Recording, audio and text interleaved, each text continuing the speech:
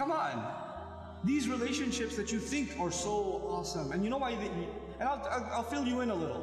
I'll fill you in, especially the teenagers in the audience and the young people in the audience who kind of just recently kind of shot an email and somebody emailed them back, and a little Facebook thing happened, and you know, a little wink and a little hee there in the playground, even though it's a separate school. But in recess, you saw each other and like a little bit of that happened. Let me just fill you in a little. You know, all of this is a product of low self-esteem. You think you're ugly.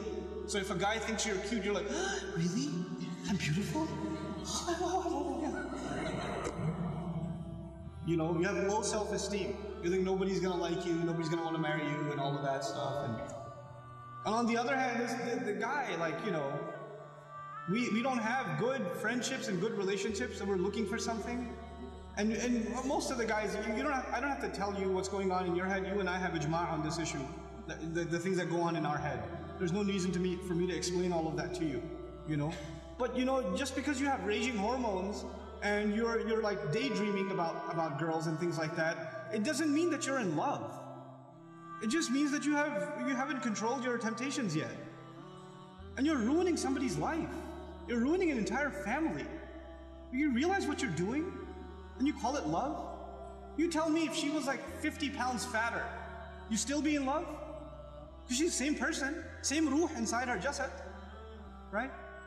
If she was a burn victim or something, if her hand burnt off, or her ear was missing, you still be in love?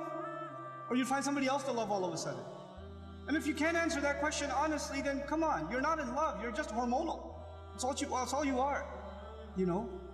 This is what we've done to relationships that are supposed to be beautiful. Marriage is supposed to be a beautiful relationship.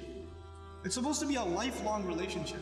But because you're watching all of these models on TV and stupid, like, you know, women that are just throwing themselves at men and all this stuff, and you've developed this delusional concept of what it means to have love in your life. Delusional concept. Our deen came to free the world from this nonsense. To free it. Because we have a more mature understanding of what it means to have love in your life. You know, to have, I'm not saying you shouldn't marry someone you like, you should. You should be attracted to your future spouse. All of those things are fine. But there's a decency that you have to exhibit before that.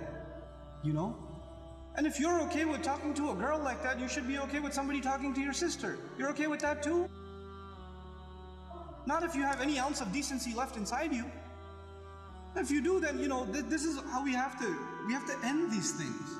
And no, if you've been in that kind of relationship, or you're in one of those relationships right now, nobody knows. Only Allah knows and you know. Don't raise your hand, please. Right? But I'm saying, you're like, after today's lecture, I have decided I no longer want to be your friend. You know, don't even write that, because even then you're looking for a response. You're kidding yourself. And then you're checking, did she write back? Yes, we should no longer be friends. And then you'll write back, you're right, we really shouldn't be friends anymore. And then she'll write back, yeah, never again. And then you're still doing it. Just stop, just cut it off. Just cut it off. It's not good for you. And guys, I've done a whole series on shame, so I won't repeat the whole thing because it took hours and hours and hours, but I will tell you this. It's okay to be attracted to a girl. Allah put that in you. You're not evil for finding a girl beautiful. It's not haram for you to feel that way. You have to control it though. You have to control yourself. Our deen teaches us self-control. And if you cannot exhibit self-control in one aspect of your life, you'll lose self-control in other aspects of your life. Same thing for you. Same thing for you. Control yourself. Control your giggle. Control your overly friendly demeanor in certain situations. Don't be oblivious to, don't say we're just friends, or he's like a brother to me. If he ain't your brother, he ain't your brother. That's it. That's it. Either he's your brother, you share a mom, or he's not. And that's the end of it.